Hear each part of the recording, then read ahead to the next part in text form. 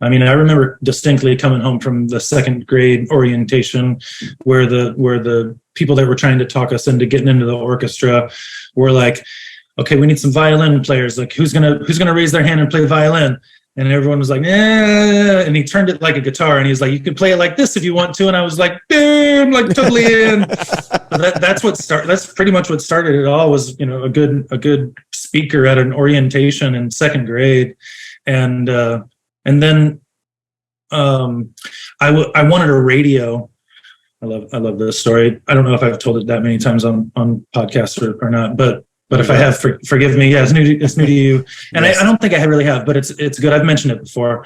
But my stepdad, he was like, okay, I won't buy you a radio, but you can earn it, or you can rent mine. So you can do chores and you can rent my radio for, you know, whatever, 25 cents a day. It was a pitiful amount, but it still, you know, added up to me having to do something for it.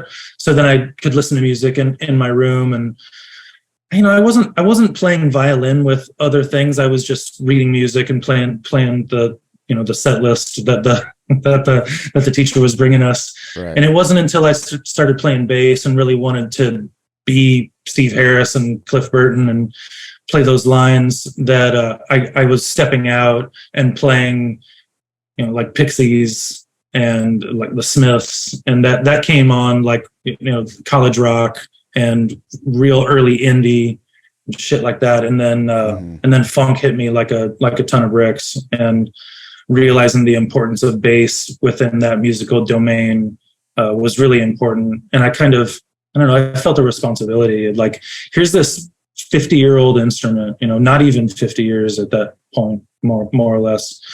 And it's like, what can we do with it? You know, what are you and I going to do with this instrument, given that we have the opportunity to do whatever we want? We've got the fan bases to support us in almost, you know, perpetuity, and we can do almost anything we want. Like, what do you do with that? It's like a scary thing, you know. To have a frame is a good thing, and to be kind of, you know, loose is it's hard to find that framework. But, you know, I love that support and I love the trust, and I consider it still a responsibility to come up with good ideas as much as possible, and to keep pushing myself and, you know, deliver on stage and all those things. So I don't know. Maybe it is Midwest. Maybe it's something we fostered together. Maybe it's a family thing. I mean, it's a combination of all kinds of things. Oh, my cat's moving in the background. It's freaking me out.